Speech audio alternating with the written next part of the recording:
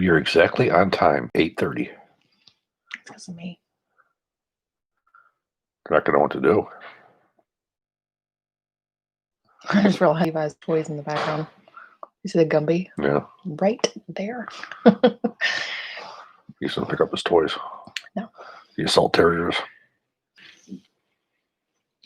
That toy today didn't last 2 seconds. No, it didn't. Add to his graveyard of dog toys. Yeah. I need to throw some away. Good evening. Well, he didn't even say hello. He just went right to it. Adrian, you're going to have to wait a few minutes. Good evening. Good evening to you too. We have to go through our customary who's in from we where. We have to go through Chris's customary Rain Man oh, yeah. routine where he let's see where everybody's from. Likes to name off where everybody's from.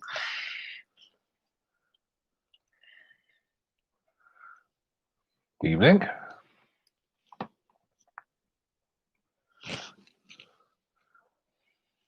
Oh, hey, Carrie. Hey, Adnan. No, that's not. Oh, that's it. Okay, aim low. Canada.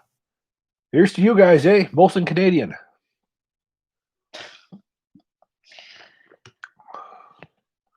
Rhode Island. State College, PA. Lafayette, Indiana. Dallas. Dallas.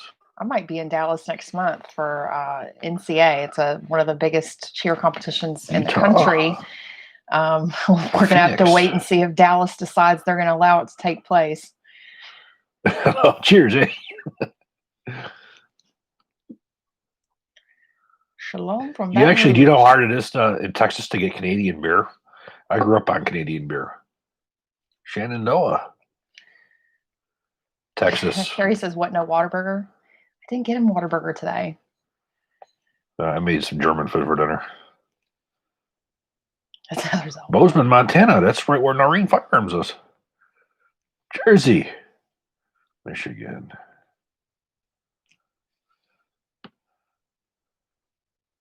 Heather's although you actually get a little bit of her hair too today. Arizona. Kansas. Lots of Texas. Yes, represent. Bel Air, Texas. Yeah. He doesn't even know where Bel Air is. God bless the Republic. There's a Yankee over there. Yeah, right. Hey, Steve. Hey, Steve. North Carolina, Virginia. While y'all are coming in, we will have Philippines. Has Chris lost weight? No. Maine? That's only when I trim his beard that does he look like he's lost weight. Pennsylvania. We have a new video coming out tomorrow on the CMMG. It's taking us a week to get a new video out after the Colt video. I hope you guys enjoyed that. I believe that everyone deserves to give me I deserve a little extra for my efforts. Belgrade, Montana. That is Noreen Firearms. Okay, okay, Rain Man. Toronto. I don't know if you missed it, but we have Canadian beer, eh? I hope y'all enjoyed the Colt video. Australia. My daughter absolutely loves Australia. My middle daughter, she absolutely loves koalas, and she's determined to go to Queensland.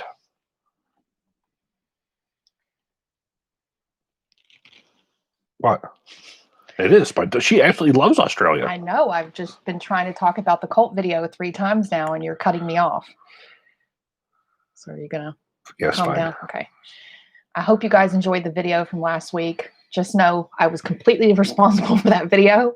After we left the Q&A last Wednesday night, and we sat there, and we got a nice shout out from Tim over Military Arms Channel on Instagram. And so I was going through the feed for that, and somebody talked about how Chris has forgotten more about Colt than most people know. And something clicked in me, and I said, hey, what do you think about doing a Colt video about, what's going on with CZ buying it? He goes, no. Like he always tells me no. And I just wanted to know more about it because everything was still, nothing was finalized yet. It looked like it was. I just wanted to make sure we had final information, so I wasn't speculating as much. So, like any good woman would, I dug my heels in and I said, I thought you wanted to film some other stuff tomorrow. because if you don't film that Colt video, I'm not going to film anything else. So I made him film that. And he was like, he kept like everything, like I made him do the M14 video. I made him do the history of what happened with the M16 in Vietnam. All the top ones I've made him do. And I said to him, just do it. You know more about this than most people do. And he was like, it's going to be short. It's only going to be a few minutes. And I was like, that's fine. Give me a few minutes. Come on. And he sat down and filmed 20 minutes of what I say is pure magic. I love when you can give Chris a topic that he knows so much about and just sit and just eloquently deliver it. Like, it's like, I don't even have to edit it. He just sounds amazing. There's an Eagle Fang lower receiver. Eagle Fang karate logo on a lower receiver. What? You guys said there's an Eagle Fang lower receiver. Oh my God, please don't tell him that. I just had to get him the Eagle Fang shirt from Amazon. Yeah, I got one. But I hope you guys enjoyed that video. It was definitely a labor of love. I definitely had to put my heels in and dig in. Chris is the Colt Whisperer. I agree. Okay, we're going to get started, guys. If you would like to ask a question, just pop it into the chat line. Please don't ask your question over and over and over again. If you spam the chat, I'm just going to take you out because it doesn't get your question answered or any quicker. And I go back up to the top, so don't despair if it's been a few minutes. I always roll back up to the top to try to pick up where I left off. If you'd like to donate during the chat, that will get you a guaranteed response, and it will get you to bump the line of questions because we're going to have a lot in here. So the first one we're going to hit off with is, his username is Waterburger. If you'd like to donate, you can use the super chat option underneath the chat line, and your question will get bumped to the top. You can also use Donor Box, and those links are on smallarmsolutions.com. We prefer Donor Box because Google takes 30%, and that's a large chunk, and Donor Box only takes about 2.5%, 3%. It'll be the same thing. Just add your question in the comments section. I'll get an email. You'll skirt the line of questions. You get priority over everybody else. But we do not just take paid questions. We are here to try to get through as many as possible. But obviously, if you donate, we appreciate it. We definitely need it right now because we do not take sponsorships or any paid videos of any kind. And we just had to ship a bunch of guns back, and we are in the hole. The first question up is, Chris, could you again comment on the Smith Enterprise chrome carrier assembly with gas key installed and staked? Is it a good choice for a Mark 12 or Recce build that will be operated suppressed? Smith Enterprises, I think, makes the finest of the chrome carriers that's out there.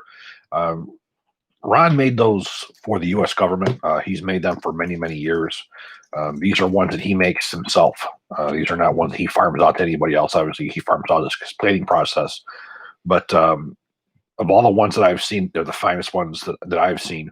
You can get those either with or without the carrier key staked. Now, the reality is, with a properly staked carrier key, or properly torqued carrier key, you don't need to have the stakes on them. But it is mil spec. That's why it's done. But it's not necessary as long as you're 50, 58 inch pounds. But you can get them either way. Steve, thank you so much. I'll be looking for your question tonight. Jim on Donor Box wants to know, I've ordered two 20-inch M16A1 pencil barrels from AK Builder to finish two Brownells retro builds, as Big B is out of stock on their A1 barrels. They are chrome lined with just the barrel extension and no gas port drilled. Can you please tell me the correct size hole to drill for a rifle length gas system and describe how you would measure and mark the gas port location? I would absolutely love to do that. However, I don't want to get sued by Colt. I'm sure there are plenty of guys out here who could give you that information. I had a NDA that I had to sign with Colt, which came to all of their intellectual property, which would refer to all of their numbers. How I would recommend you do that is, if you have access to an M16A1, remove the front sight base, stick a pin gauge in there to get the proper one. Again, there's plenty of guys out there who can give that information to you. Colt would just be happy to get me on something that would be their intellectual property. I've been asked that question before about M4, about 14.5 inch, 16 inch. Like I said, when it comes to numbers like that, again, I work for the company. When does your NDA expire? There was an expiration date on it. I don't think it's indefinite. Well, it's giving out technical data. I worked on contract Yeah. law. I don't think that it would There's be one indefinite. thing when it comes to releasing blueprints and things like that, you can't release blueprints. There's usually a date. Well, you can't release proprietary information. That's what it is. That's what that would be. If you know stuff, though, that's different. Yeah, well, that's proprietary information. We'll debate it later. Patrick from, sorry, that's our dog's new toy. Patrick, Levi, stop. Levi, no, not a good time. Patrick on our box, she said, great content, learned a lot from watching. Keep up the great work. Thank you. Thank you, Patrick. Okay, I think I have all the submitted questions from earlier. I will say that CZ does have my video.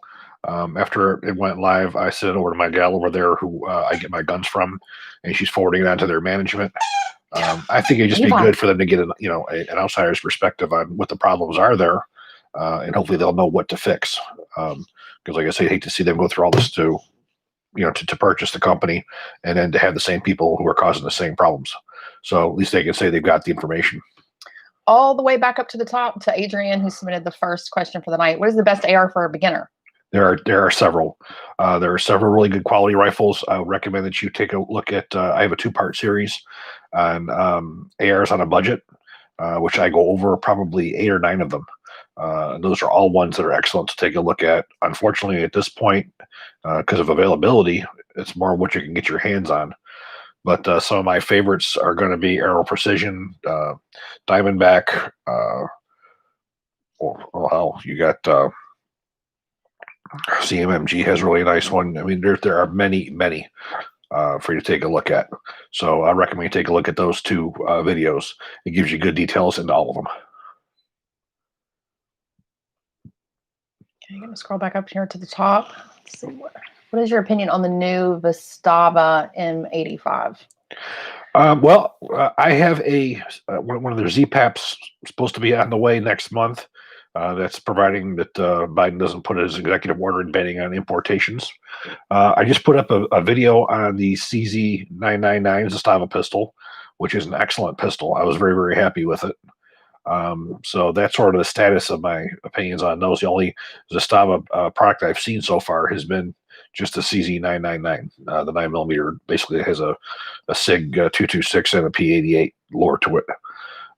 The other ones I haven't had my hands on yet. I've been talking with a guy. I'm waiting for the next batch to come in, and he told me February. So hopefully those will get here.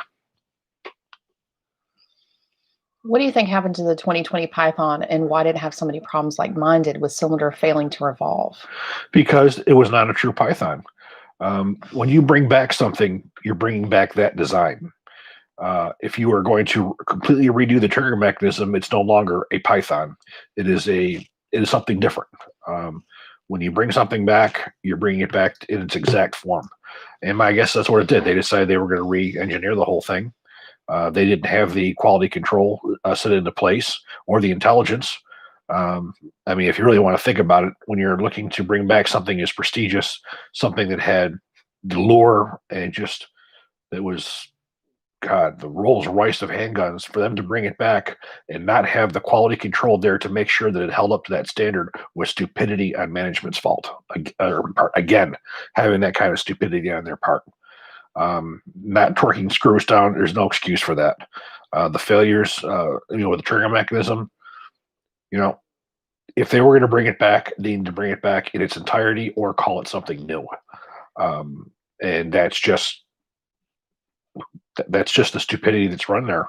When you know that what you're bringing back is a lifeline to you, you're going to charge the most of any revolver, on the market, and you're going to have those problems coming right out of the door. CZ, I hope you're listening. This is from Sean on Donor Box. He just says 6mm ARC. Do you know what that's for? Yes, I do. I have just got my hands on a barrel that I had placed in my it was the MGI Hydra, where we just had the barrel and the they said have the barrel, the gas block, and the gas tube, and we had shot for the first time. Our groups were quite impressive at 100 yards. We haven't had the ability to get it out beyond that yet. So right now, that's one that's still in the works. We have had our first shots, and the first shots have been quite impressive, especially considering what kind of gun that it was coming out of. I was expecting to get the best performance out of the MGI Hydra just due to the fact the way the barrel's held in place. It's not held down with a barrel nut. So I wasn't expecting much, but what we got out of that was pretty damn impressive. So that's going to be coming up. Right now, we are several backlogged. We just filmed what, 3, 4, 5. Oh, Chris has literally been working me to the bone lately. I think I had a little bit of a toddler tantrum today when he said, we have got to film these two. And I was like, are you kidding me? I've just filmed 7 guns. I've filmed 7 videos and I've edited 4.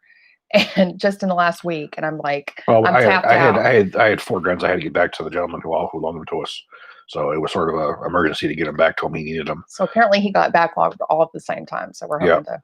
So we have several, and then I have several. You know, we have a lot of range footage that we have to do the tabletops. So it's going to be a little bit of time before I get that one out. One of the ones I've got coming up, and she's going to have to film real soon because I want it to be one of the next ones to come out. It's going to be on the PSA AK-74. We released a couple of photos today on Patreon. If you're on our Patreon, if you're not, you should be on our Patreon. Yes, you should. Small Arm Solutions. It was kind of funny. He had this like Russian. Was it Russian or Ukrainian? It was Russian. It was a Russian banner. A Russian banner that came out of the communist headquarters in Kiev. You know, Chris has traveled all over the world. You know, he's even had extra pages sewn into his passport after all of these years. He's been everywhere, and so it's one of those things that he's brought back. That I'm like, what are we going to do with this? Like, and there you go. That was what I had in mind. Was that it was for a prop at some point? Well, he did it. Yeah. The person who's asking about Centurion stripped lowers will be back in stock. I talked to Monty's wife at the end around Christmas time, and she said that those were going to be back in stock in the next week or 2. So I would just keep checking because they're supposed to have them back up in stock. They had a whole new shipment of stuff coming in to work on everything, and that's specifically uppers and lowers because we have discount codes for them.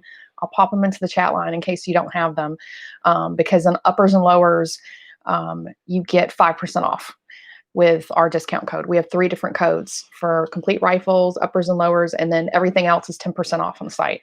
But she said specifically for that one because they haven't been in stock at all, like they've been out of stock.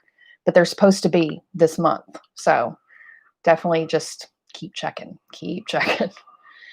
I have heard some pretty horrendous QC issues with LWRC, i.e. 7MOA guns. How has LWRC's QC changed over the years?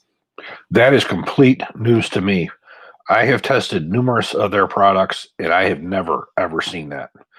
Everything I have seen is completely opposite. They have their own barrel line. They have their quality control is tremendous.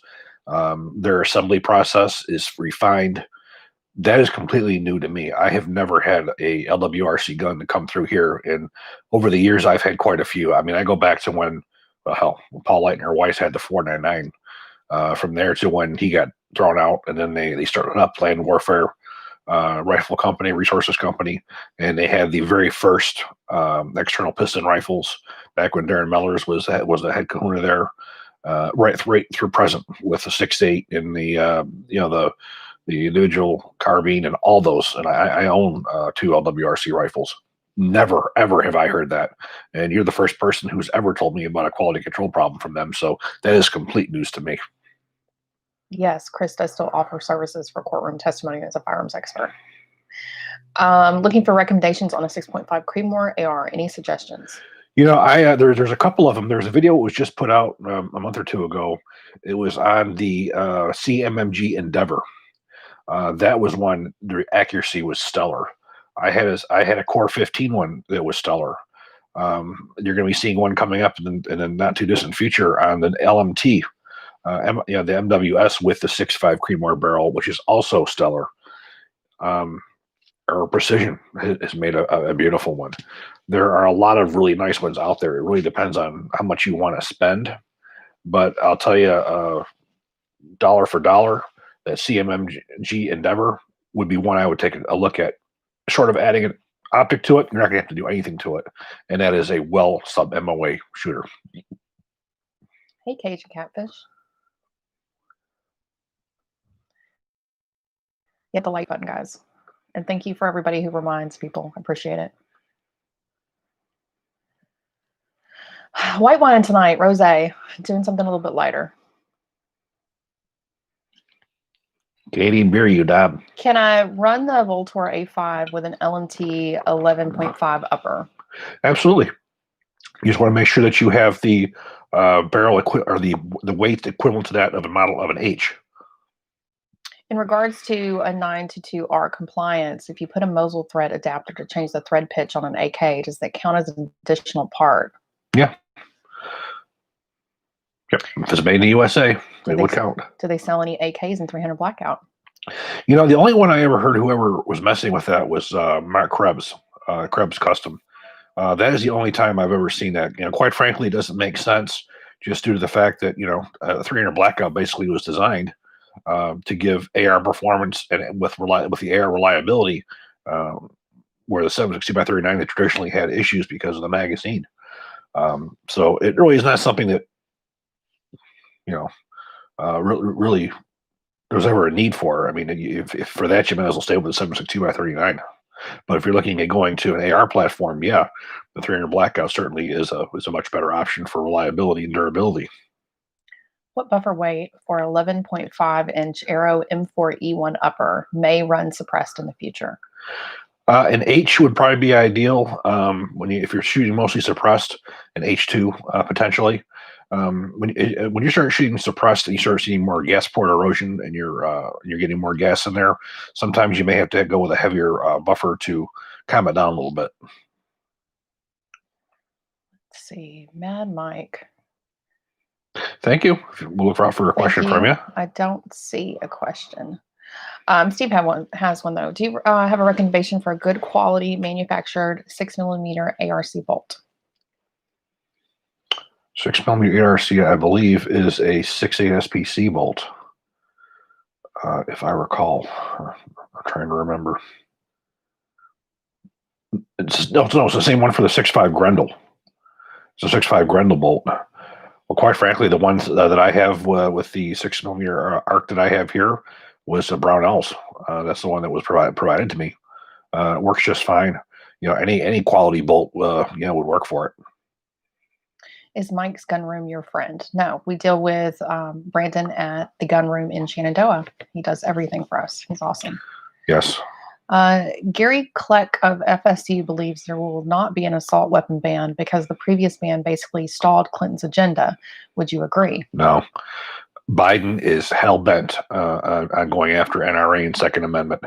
If you were to read what his intents are, he's talking about forced confiscation that's compensated. No, this guy's a nut. This guy, I believe, totally is coming after him. I don't. Clinton was different. Obama was different. Obama. Yes, but during those administrations, you thought the exact same thing. Yeah, Obama would have, but because of the Republican, he never got a bill in front of him. If he would have gotten the bill in front of him, he would have signed it. He even said that one of his biggest regrets as being president was not pushing through gun control. With everything that's going on right now, yeah, this one's for real. I'm hoping optimistically. I'm saying that's how me and Chris balance each other. I'm hoping that that's not going to be the case. And I know this probably doesn't help anybody else outside of Texas, but I always go, Texas is never going to adhere to any of that. I think the most immediate threat right now is going to be importation, further importation restrictions. I think that's the most serious. For him to actually do a complete ban, especially with confiscation and that kind of crap, he can't do that through executive order, but he can do the import bans through that, and he could probably do more of those red flag laws as well. He will have to have assistance to do the rest. Zero is saying the same thing. I'm trying to remain hopeful in the courts. I think so too, because if you even talk about those taxes, I think that's a complete violation of the Second Amendment, because then you're basically saying only the wealthy can afford to have a gun. That's happened before, unfortunately. If you look at the NFA, you look at the pre-86 machine guns, that's the same thing. They basically turn machine gun ownership into only the wealthy, because once they ban those, there's only so many guns that were out there. So if you want to buy a full auto M16A1, you're looking at $30,000. So they've already done that before, and they'll do it again. You look at people who are even mild collectors. If you look at you have 100 guns, you're looking at $200,000 in your collection. a potential. We're not even talking about magazines. We have $200 in our account. You know, it's like yeah. I wish I could say I was cautiously optimistic. She definitely. That's where we has to balance have it each for both of other. us. I try to be optimistic. And Dorian said, hopefully, with so many gun owners, it will sway opinions. I mean, it definitely has sparked it in Texas. Like I mentioned last Q&A, I have a friend who's put together a whole CHL class for anybody in, locally that wants to get it, and it was amazing. Like within an hour, she had 25 people that were like, yes, I'm coming. I have to say that I'm glad I'm no longer in law enforcement. I'm glad I'm no longer in forensics because with the potential of some of these laws that are coming through, I would refuse to be part of the arm of law enforcement to go after law-abiding gun owners. So I am definitely glad I'm no longer in that profession. I feel bad for anybody right now who is. Binary triggers, cool or stupid? Do you foresee them being banned like bump stocks? Well, this is very similar to what's happening with ATF with bump fire stocks. You are now redefining what a machine gun is. And do I like the binary triggers? No. I have a problem with fire on release. That's a personal thing. That's not saying that it's, if you know how to use it, it's not safe or whatever. To me, I don't like it in concept. But this is a thing that's dangerous because ATF is now reclassifying because of the bump fire stock what fully automatic is. Fully automatic fire has a very, very clear and concise DOD and DOD definition. Trigger, fires as long as trigger is pulled until it's released or runs out of ammunition. It's a burst with one pull of the trigger. And now having bump fire stocks, which are simulating, that's opens up for everything outside of that. Now they determine what is too fast. So, are you going to have to take Jerry Michalak's finger and register that as an NFA item now? It's very dangerous when you're starting to coin new terms. Same thing with assault weapon. You go back to the 1994 quote assault weapon ban. Assault weapon had a very clear, concise definition that it was selective, intermediate caliber, selective fire by manipulation of a switch. Well, now we have assault weapons. Now it's just semi-automatic only. You had a new coin, assault pistol or assault shotgun, brand new terms that never even existed before that came out after that. So it's very dangerous now when we're now creating terms and then going against legal terms and giving them new meanings. It's a very slippery slope. There are a lot more Democratic gun owners than you think. I absolutely agree with that. Living in New York, that's typically a heavy Democratic state. When the SAFE Act was coming down, you wouldn't believe the amount of people that had signs in their yards. It was like almost every house was like to get rid of it. They were shocked. That's your general public. We have to worry about who's the ones who are voting and the politicians, and that's where the problems are. It's not your Democrats as a whole. The Democratic Party. We're talking about the politicians who are the ones who are in charge now. And who can put these laws into place. We always say we're not a political channel, but yeah. Anna wants to know if CZ does end up buying Colt manufacturing, will CZ own the M4 and AR-15 TDP, and will they restart Colt Defense? Well, they will have all Colt intellectual property, and that's Colt intellectual property. What they would do with it, they haven't made any full announcements with that.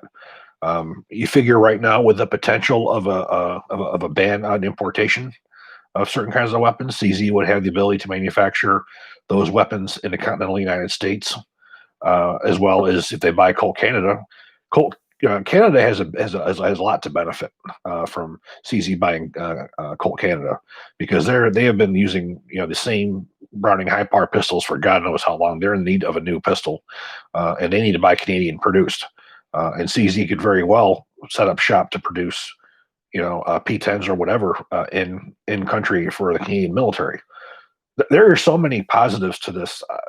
The only negative would be from somebody who wants to say, well, they're upset that it's a foreign company.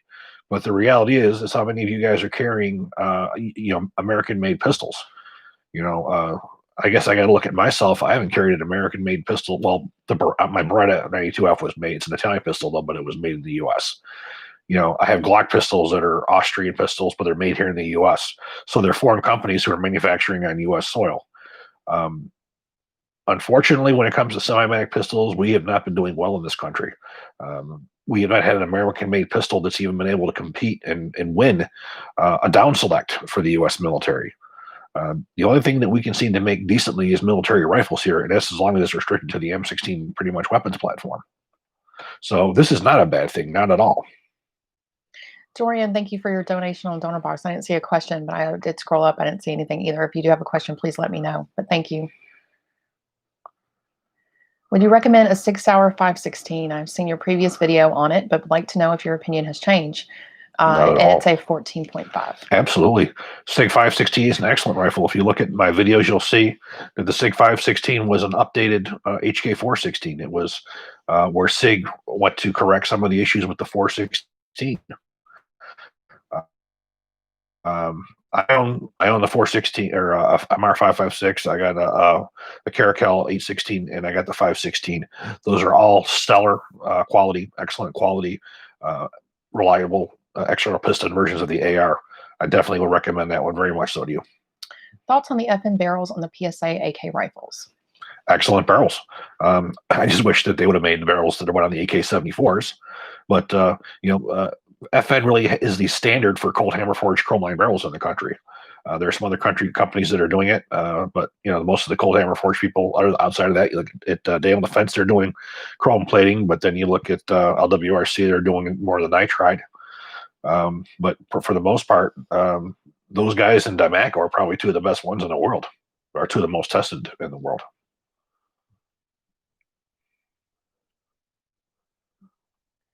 Rare breed FRT 15 trigger should I buy? I've looked that one up.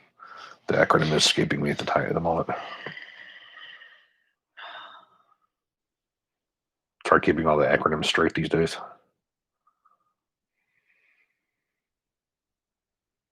Rare breed triggers. Oh, this is the This is the one that goes. Yeah, okay. This is one that I had done some research into just on the net. It's the force reset thingy. Yep. I have not had the opportunity to test one myself. Concept looks really, really good. I'm not.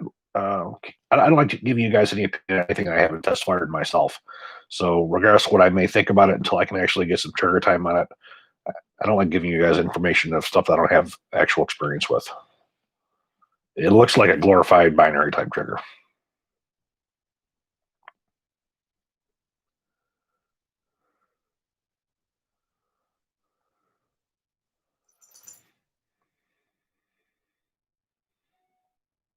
Yeah, we've already got over 400 people in here now. Yeah, I'm just trying to get through some of the chatter to get to. You've praised 45 ACP and 45 gap before. Most people today find 9mm hollow point superior to 45 because it doesn't offer enough benefit to outweigh the limited capacity. What is your view? Well, this is what it really comes down to. When we talk about the failures of the 9mm, most of the time we're talking about military use, which is full metal jacket ammunition. Now, full metal jacket ammunition you are restricted to in the military. You are not as law enforcement or civilian. So a lot of the knockdown issues or the power issues came into effect with full metal jacket.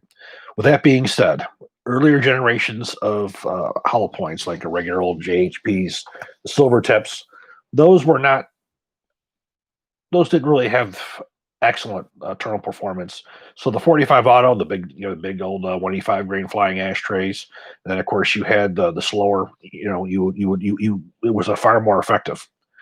Now we really have to go forward to where we're at today, where we look at modern day high performance hollow points, where you look at Federal HST, you look at the new SIG V Crown, the Evil Flex Seeking Black Talon, starting off with that, Hydra-Shock. With the new generations of hollow points give you the terminal performance and the expansion out of a 9mm, it really makes it hard to justify the use of a 45 where you have half the magazine capacity and sometimes even less than that. With the current performance of the ammunition, with it being as good as it is, it's very hard for a law enforcement agency to look at equipping an entire law enforcement agency with a higher caliber weapon that's harder for experienced shooters to use, when they can go with a 9mm, which is much easier for your average shooter to use. You have high capacity for ammunition. It's very difficult to justify that larger caliber. Now, before, yes, the ammunition quality and high performance hollow points has gone up so much over these last couple of years, which is why you're seeing that shift now. We had the 9mm shift in the 1980s. Then because of the poor ammunition, we started seeing the 45 get introduced. Then we had the introduction of the 40 S&W. Then the 40 S&W became the #1 cartridge in the United States. And then the pendulum swung back towards 45 automatic. And now, after the last FBI test and everything, we're now seeing it going back to 9mm because of the modern ammunition. I used to carry a Glock 3. That was my carry gun for many, many years. Well, since the new ammunition came out, the Federal HST came out, and their new deep penetrator Hydroshock, I switched to a G45 9mm, and that's been my larger carrier gun. Now, you look at compact pistols. We're seeing some changes coming up. You're going to be seeing some videos coming up on the P365 and the Springfield Hellcat. Well, I'm probably going to be, I will be switching out from a Glock to a new. I haven't really decided whether it's going to be the P365 or the Hellcat yet. I'm going to be doing a comparison between the two of them. That's really what spawned my interest in doing the P365 and the Hellcat, was the fact that I'm interested. I'm looking at something new myself. So we're going to be seeing that change as well, and with me. I've looked for videos in history of the LaRue OBR. Have you ever done a video on it? I wouldn't mind a video for LaRue in general. No, and there's a reason for that. 2 years ago, or was it 3 years ago? At SHOT Show, I approached LaRue about wanting to get some T&E guns. They had told me that they have no setup for providing test evaluation guns for media. So that is not a gun I'm willing to go out and spend $2 or $3 grand on just to try it out. So I have not had access to one of those to test. So even though they're a Texas-based company, as I said, we're not in a position where we can, go out and drop $3 grand on a rifle just to do a review. So no, that's why I haven't reviewed them. Never had access to one. We've been struggling just like everybody is, especially, in this pandemic, because we are viewer supported and everybody's hurting, and we sink a lot of our own money back into the channel to try to make it better. Do you think most gun manufacturers will boycott selling to the government if they tried to pass heavy restrictions? They tried doing that before, but there was one problem. The companies who were selling to law enforcement, military wouldn't do it. You would have a lot of the smaller companies that would, but the Glocks, the SIGs, the HKs, Federal, Winchester, CCI, they wouldn't do it. So really, unless you can get everybody on board with it, it won't work. Would it be a bad idea? I says, no, that would be sending a direct message to the government if they decide they want to go after 2A. That if you don't support the civilians, we're not going to support the law enforcement. But again, you have to get everybody on board. And if you don't, and especially if it's not the companies, there's a lot of companies that did that back in the day, but they were all really small companies that there were numerous options for law enforcement to go to, so it wasn't effective at all. Well, I think you ran into some barriers when we lived in New York, because once the SAFE Act came through, manufacturers did not want to send him. And this is when we didn't have a YouTube channel. Writing. He was writing and he was doing training, and they didn't want to send anything to New York. They were like, what if it gets confiscated? What if somebody comes into your house and takes stuff, and they didn't want to bring anything down? Yeah, I was working for LMT at the time doing R&D work for them, and I had machine guns and everything. And they were very concerned with something happening to them. Unfortunately, that kind of shows where they would kind of lie in that. Yeah. Do you know what the O stamp on the Damaco barrel means? Oh. Well, their barrels were always marked with the Damaco DevTech D 5.56 NATO 1/7 and a batch code. Now on Colt barrels, O was a chrome proof mark. Damaco, I'm not sure. I'd have to see it. But the O on the Colt was a chrome proof mark. I don't know if they would use that or not. Could you tell us about your experience in forensics? Also, you should take a look at psionics. I believe they offer T&E rifles. Well, if you look at forensics, if you go to Who's Chris Bartacci, you get a lot of that. And also, if you watch the crime series, you see quite a bit of that. I spent 10 years as a forensic firearms examiner. Basically, what that was in Milwaukee and upstate New York. Upstate New York, and basically what that is any crime involving a firearm, whether it be microscopic comparison of cartridge cases, bullets, distance determination, determining how far away the muzzle was from the garment, shot patterning with a shotgun, determining how far away injection patterning, gunpowder residue, tool marks. Say somebody was to break into an ATM machine with a screwdriver, we would check to see if that was a screwdriver that was used. And then, of course, outside of that is the court testimony. And also you're examining evidence, which, you have testimony of eyewitnesses is one thing, but you have scientific evidence, which is the other part, which is what this is. So basically, as a forensic scientist, I didn't work for the prosecution. I didn't work for the defense. I represented the evidence that I had, and evidence to be brought to me. I would need to be told anything about what the police did or what the suspect did. That was not my concern. My concern was only, did this bullet come from this gun? And we would do things like digital databases where we'd be able to link crimes together. Say we didn't have a gun, but we had cartridge cases that were found in multiple scenes, being able to link those together. The same thing with bullets.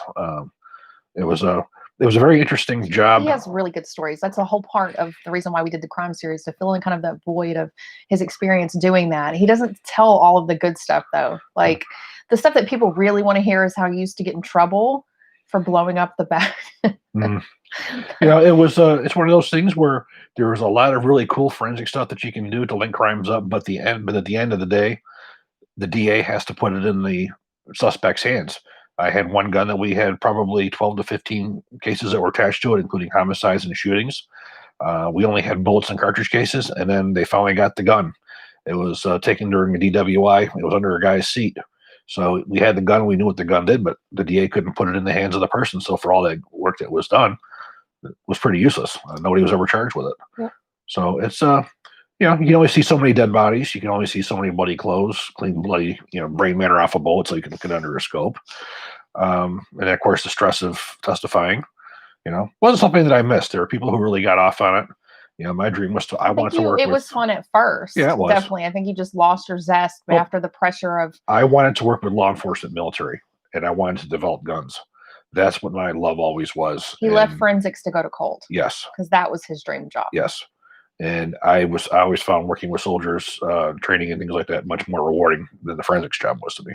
A lot of people email and ask about how to get into forensics and how to do that. And what's interesting about that, in 2 crime labs and all the guys he worked with, most of those guys are not really interested in guns. Mm-hmm. They're more interested in the science and the forensics aspect of it. They're not really interested in firearms. So that's why I'm joking. We probably should fill in the void. He would get in trouble for shooting up the back spot because the backdrop, because they were supposed to just shoot like a round or 2 into it to test fire the weapon. And Chris would just like blow the magazine. In Wisconsin, we had we had the 3rd largest reference collection in the country. He's like, I can't go to the range. I'm just going to blow it up. So, we had everything in there. So, I'd go when I on off time and go test fire other guns. I had Sturmgewehrs there. I had, full auto AKs. I had brand new BARs. We had pretty much anything you can imagine. We had there. So I enjoyed it. I was actually a gun guy. Justin wants to know, if CZ was to purchase Colt, what are your thoughts on Colt producing their version of the Browning High Power under a different name? The Browning High Power is an obsolete gun. I don't see what Colt has to do is they have to design a firearm to compete in today's market. They have to this bringing shit back has to stop. They have to develop new firearms that would provide them with an opportunity to get foreign government contracts for a handgun, and they're not going to do that by bringing back old things.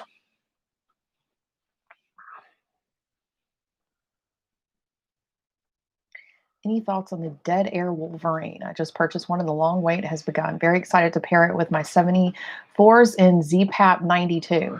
Excellent. Those are basically based off of the Soviet era type suppressors that could be put on a AK muzzle where you don't have to worry about inconsistencies or inconsistency with threads on the muzzle and barrels and so forth.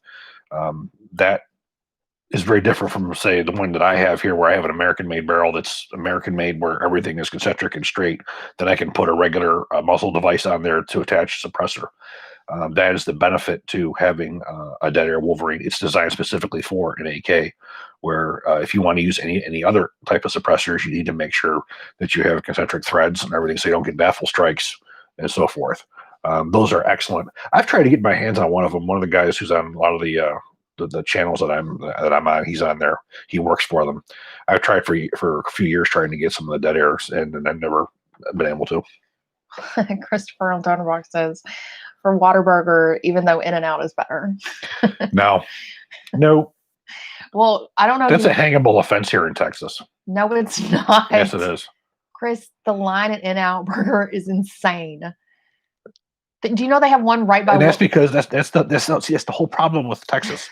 We have Houston where we have such awesome. He's a Yankee and he's telling me what's wrong with Texas. No. We have so much. Our economy here is so incredible that we're bringing in these companies from California and from New York. Whataburger was sold to a company in Chicago. And she calls me the Yankee. And listen to this. This is the justification. So you have all these California people that are coming in, so they got to bring this crap with them. And that's why you're seeing it here. These people are importing it with them. Where the true Texans are not going to go there. The line is wrapped around. You're saying all those California people. Oh my God! And she calls me the Yankee. Listen to her. Listen to her going against a staple in the state. They have one at Willowbrook Mall now. If you guys are in Texas, you know what. And again, they should find a nice. It's crazy. They should find a nice tree to hang the people that go to it through. Oh my God! You're insane. Respect and loyalty. You were the same guy that when you had Whataburger the first time, you were like, it's not that great. He doesn't want to talk about that, though. Like I said, who's the real Texan here, people? Listen.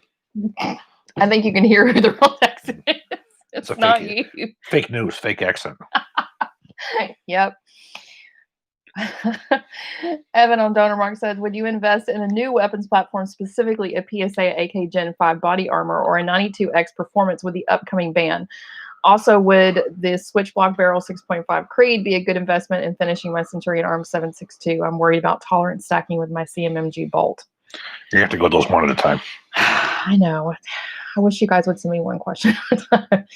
Would you invest in a new weapons platform, specifically a PSA AK Gen 5 body armor or a 92X performance with the upcoming ban? Right now, if you're looking for anything, I'd be looking at anything you want that's imported. Anything, because again, that's where I think he's going to go after first. So, the Beretta pistols, that stuff's made here, and that stuff's made here in Kentucky. So I wouldn't be really worried about that. What I would be worried about are magazines, because you can pretty much guarantee there's a high capacity magazine ban on the way. So the immediate things I'd be worried about right now would be high capacity magazines on guns that are imported. This guy said I got waved through TSA at the Houston airport because I was wearing a Whataburger t-shirt. Also, would the switch block barrel 6.5 Creed be a good investment in finishing my Centurion Arm 7.62? I'm worried about tolerance stacking with my CMMG bolt. CMMG bolt, I'm not worried about. I wouldn't be worried about. All you have to do is throw in a set of no-go gauges with that. So yeah, I wouldn't worry about that at all. I'd be more concerned about making sure that your front sight base and your barrel are tight, or properly tight, so you're not getting a lot of gas leakage. We have almost 500 people on tonight. Make sure to thumbs up, guys. Let me get down here more. Do you have any advice for a responsible young modern-day gun nut who wants to find his way into the gun industry from a much different field? Well, this is something that I actually get asked quite a bit, and I've actually had a lot of kids, college-age kids, who sent me. So he's going to be very miserable, and then I'll come back and try to give you some hope. Look at the current political climate, where you're looking at the stroke of a pen could shut down a lot of the industry. It's a hard decision at the moment to go into an industry that is extremely specific, that's constantly under the gun all the time, and you're constantly one stroke away from having your job and your products banned. That's one of the problems the industry has had for quite some time, is kids who are coming in out of college, even though they've had a lot of interest in the firearms industry, they're looking at job security in the future, and that's a very real threat. But if you want to look at how to do it, one of the most common ways that it happens is when you guys are going to engineering school, is to get internships at gun companies.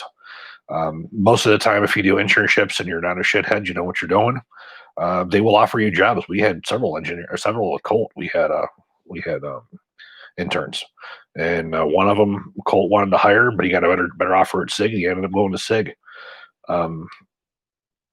The other thing is this industry, people float from job to job to job. There's not a lot of what you would call stability in it. But that's the industry he wants to go into. Yeah. So if that's the industry that you want to go to and you're willing to look at all that, you're going to end up having to move if you don't live in an area where you have that. A lot of times you'll start off, in test evaluation or something along those lines, and then you move your way up into it. You will see some engineers who can look at anything as an engineering problem, regardless of whether they can make guns today, toasters tomorrow, and cars the next day. I know engineers that are like that. But it is a very specialized type of engineering work. And there's a lot of probably OJT on that stuff. Okay, so now I'm going to answer because I'm the flip side of it. Chris is always, we balance each other. He's kind of more pessimistic. I'm more optimistic. We've been together for 23 years now. If you go back to who is Chris Bartacci, really watch that and kind of like start from the beginning, and you'll see the trajectory of where he went. And you have to be willing to start at the bottom and then just gradually go up. Like anything you do, you have to start from the bottom and work your way. If it's something that you're passionate about and you're willing to sacrifice moving and going where you need to do your career, then the sky's the limit. You can absolutely do it. Be optimistic. I don't know what Chris would be without me. He didn't want to write Black Rifle 2 because he didn't think that he could do it. I was the reason that kind of like, what are you talking about? Yes, you could absolutely do it. He left forensics for Colt. He was like, well, I'm not really happy with forensics, but it's a good job. And I said, go and find your passion and do it. And even if it meant moving the whole family, that's what we were going to do. And that's what we have done a few times now. So if you're committed to doing it, start Yes. from ground zero and work your way up and try to get into, a firearms manufacturing or in the office side. And even if it's doing, little stuff, to then build on that and keep going and keep moving forward like you would do with anything. But anything that is worth doing is going to be hard. And, just like him writing Black Rifle 2, and many times he was like ready to give up. And I was like, don't, keep going. If you understand my generation, and when it comes to firearms, I graduated in 1991. The assault weapon ban hit in 1994. So throughout my entire adult life, we've been on this up and down spiral with gun laws, and constantly every year having it being a very major part of every election, always having the risk of losing it, having the point where we did have that ban for 10 years. And then, of course, living in a state where they instilled a permanent one in New York until I left to become free here in Texas. So I've been dealing with it my entire career. Those of us who grew up in this generation where it's been a constant. You're going to deal with it your entire life, and that's what I keep reminding you, unfortunately. So you just gotta have to embrace it and hope for the best. But I say good luck to you and follow your dreams. And life is too short. Like, do what you love. I got an LMT enhanced bolt for my Colt 6940 upper. I'm having trouble finding the enhanced FA bolt carrier. What's the next best option? I would not bother with it. I would stay with if you have a 16-inch barrel, I would stay with the carrier that you have. You are not going to find anything out there that's the same, because the true benefits of the enhanced carrier are the altered cam track. And that's what the benefit. There's nothing out there that does that. You can find other ones that'll give you some different finishes and whatnot, but the true benefits that you gain from the enhanced carrier, there really is no equal to. At this point, going with your enhanced bolt will give you the benefits that you need to much better extraction, fully supported cartridge base. That will give you a majority of the features. I would wait until one of those carriers becomes available, because you're not going to find anything that's better with those mechanical advantages of the LMT carrier. Garrett goes on to say his studies are related to law enforcement, another one of the institutions I'm passionate about, but it's on the chopping block. Chris actually has an associate's degree in police science. My associate's is police science and bachelor's of criminal justice. Because that's a direction that he thought he was going to go. So, if there is a dream job that you have, whether it's in the firearms industry or if it's a forensic scientist, the best advice I can give you is to look online at those jobs, anywhere in the country at those jobs, and look at the openings for them and see what they require for your degree. And that's where you go. In the current political climate, again, you're going to see a lot of job openings because you had a lot of people retiring over this last year or two. You're gonna have a lot of opportunities if you'd want to do it. This is a whole different ballgame from when I was coming up. Law enforcement was very, very different. You didn't have the issues. You didn't have people who were anti-law enforcement. It's just it's a field that has just totally changed. And how I don't think that they pay them enough to take on what they have to take on. Back in those days, police weren't being ambushed. I mean, stuff that you're seeing now is what you expect out of a soldier, not out of a police officer. Yeah. Should I be worried about my Daniel Defense barrel? I have a gas block with only a taper pin and no set screws. If it's a taper pin, you're fine. As long as it's drilled and pinned. You don't need both. Only a taper pin, no set screws. Most of them are drilled and pinned. Some of them use taper pin, some of them use roll pins. As long as it's drilled and you have a pin in place, you're fine.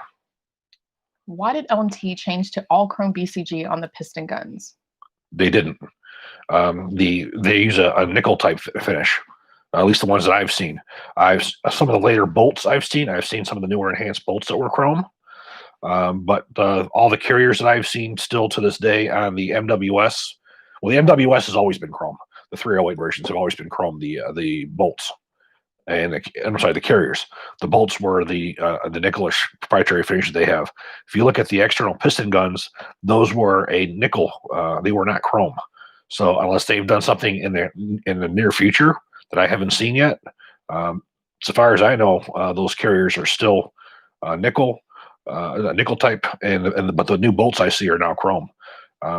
Again, why they change, who knows.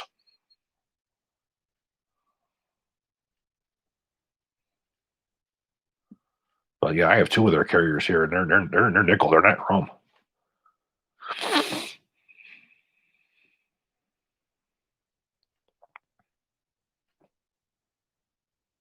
Sean said, I've tried to get into the gun industry. They said I didn't know enough. Sean, you need to send them a screenshot of this chat. Yes, you do. That shocks the hell out of me. Yeah, yes, you do. But again, you're looking at a lot of the people that you find in the industry are not even gun people. You would be shocked when you go into gun manufacturers to see how many of them it's just a job like anything else. There's no passion. It's just a way for them to make money. There are several companies that I've seen people who get hired in marketing and sales who know absolutely nothing about firearms. That's one of the things that really always shocked the hell out of me. A lot of people want to get into it, but it's a very difficult thing to get into. Is Teespring on super back order? Wife says she got me a sash shirt for Christmas. If she ordered it right before Christmas, I would say no, that's pretty normal for them because they print them to order.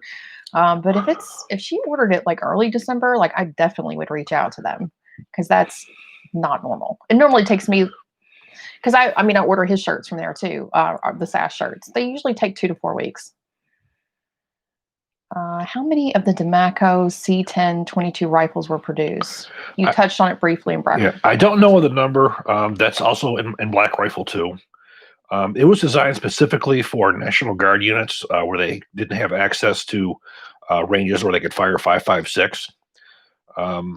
I don't know the actual numbers. I don't know if I talk about it or not. It's been so long since I've taken a look at my own book. But I don't believe they were really large numbers, though they had a very specific use for them. Those were never sold commercially.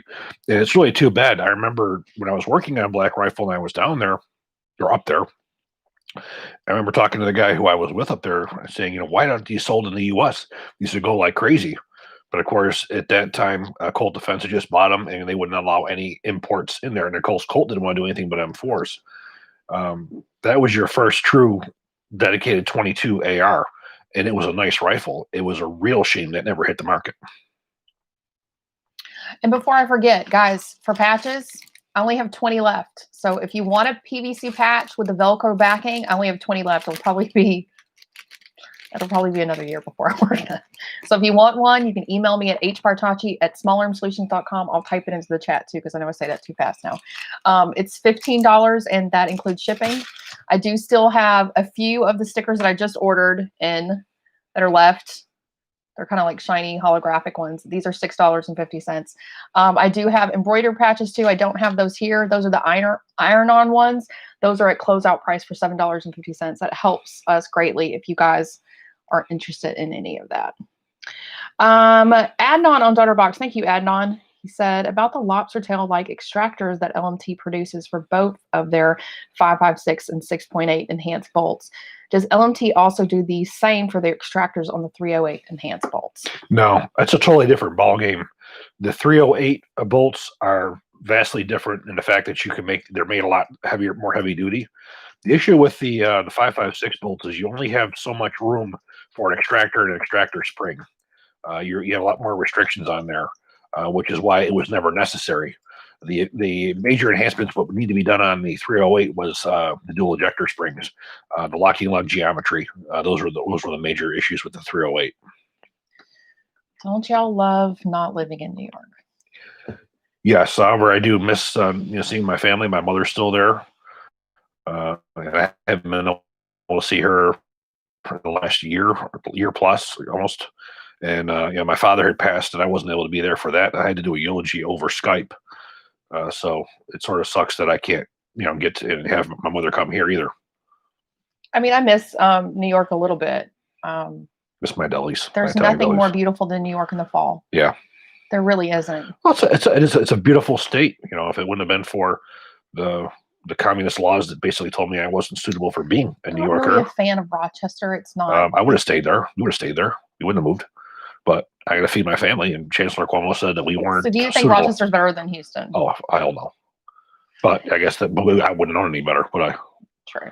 That would have been that was home. I would have been around my Italian delis. Whatever you want to do, like to the guy who wants to be in firearms industry, you just got to ride the roller coaster of life and just see where it takes you, and just, eventually you'll get there. What are some of the design advantages the AR has over other designs such as the AKs? Also, what lubricant do you recommend for guns? Of course. Well, lubricant, straight up G96.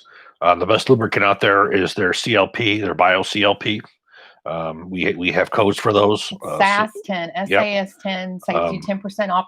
That's not on Amazon though. You have to go on the actual G96 website, and they gave us that code because he's been using this for 25 years. The same thing with solvent. They have the best military solvent. They are the U.S. government contractor, and their solvent also works good for corrosive ammunition. For those of you guys who do use AKs, especially you guys up in Canada, where you can still get freaking nasty Chinese ammo that's corrosive.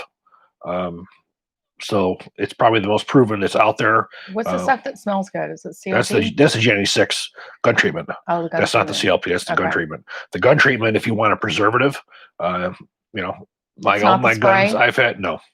The CLP is that's clean lubricant preservative. That's what you'd use as a lubricant. The G96 gun treatment is a spray that's strictly a preservative. It keeps it from rusting. Which is, we literally just had a little incidence of that. Our son is 16 years old. He's had his AR-15 since he was, I think, since 13, right? Mm-hmm. And Dad went into his room and found that there was a little bit of rust on it because he had not been putting any G96 on it. So that spray, and Chris has lots of guns, and every night all full of dirt, full of dust too. And dirt. He just brings a new gun out, and I wipe my stuff down on a regular basis. Yeah, every month or so, I do a rotation with the stuff that's in my safes, and I'll go through the stuff that's in my that's all in cases and stuff too, just because we do live in a humid environment here. Now, for as far as your other question, that's a little bit more complicated because ARs and AKs are very different animals. You're looking at two different generations of weapons. You're looking at one, the AK, which I look at as a conscript type weapon. It's a weapon that's made for durability, reliability with minimal maintenance. It does not have the accuracy potential or the human engineering of the AR-15. I've said this many times in interviews and whatnot. The AK series, that's for a conscript soldier, and M16 is for a professional soldier.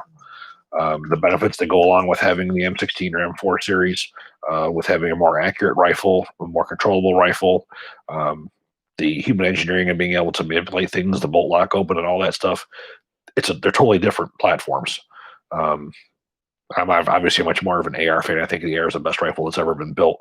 The AK, it's designed for a very different purpose. PJB on DonorBox, thank you. He wants to know gas versus direct blowback for 9mm carbine, AR pattern or Ruger PC carbine choices. Thank you for your help. Okay, one at a time.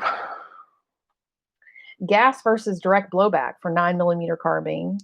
Okay, for a 9mm carbine, it's always better and safer to have a lock breech, whether that's the radial delayed blowback of the CMMG or a MP5 type with a roller delay, or whether you have a piston rotating bolt like the SIG MPX. There's a big significant enhancement to having a lock breech for as far as safety, for as far as the cartridge having time to fully contract before it's extracted. Also, for as far as getting more propellant to burn before the bolt starts to move, so you're not trying to pull out a cartridge case that's still operated. Absolutely, having a locking mechanism is an enhancement. AR pattern or Ruger PC carbine choices? AR pattern myself. I'm not really a Ruger fan of the PC. No, thank you. Are 6945 barrels available anywhere? I'd like to use one in a 6940 patent upper. I have never seen for sale Colt make any of those barrels for sale. I have never seen it. In all their Colt releases of parts, I've never seen a 6940 barrel, that specific barrel system, because it's a different barrel extension, it's a different barrel nut, obviously different front sight, and different gas tube. I've never seen them sell any barrels separately. They've always been full receivers, so unfortunately, no, I've never seen.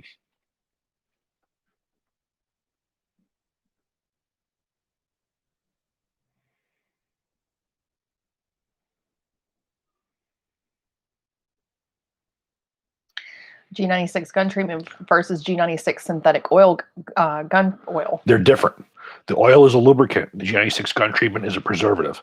You don't spray that on as a lubricant. That's something that you wipe things down before you put them in the safe, or after it comes in after being wet. That is a preservative, where the CLP is actually a lubricant and cleaner. I've got a Colt 9mm AR, and I'm considering wanting to a SBR with a 4.5-inch barrel. Anything I should consider or know when building the upper for it? I wouldn't go 4.5. I would go with a 10.5. The reality is at 4.5 inches, you're not burning up all your propellant. It's very inefficient. You may as well just have a regular pistol.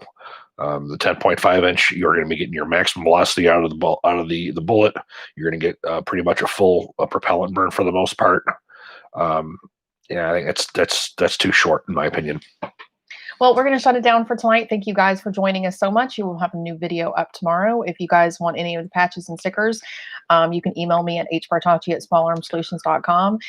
If you are making any Brownells orders or Palmetto State orders, if you go to smallarmsolutions.com and use any of those banner ads and click on those, we do receive a 3% commission for that, and that you help our channel go forward, because we don't take sponsorships. I actually just had another email from a guy from the light company that wanted to pay us. Oh, wow. And I said, no, pass.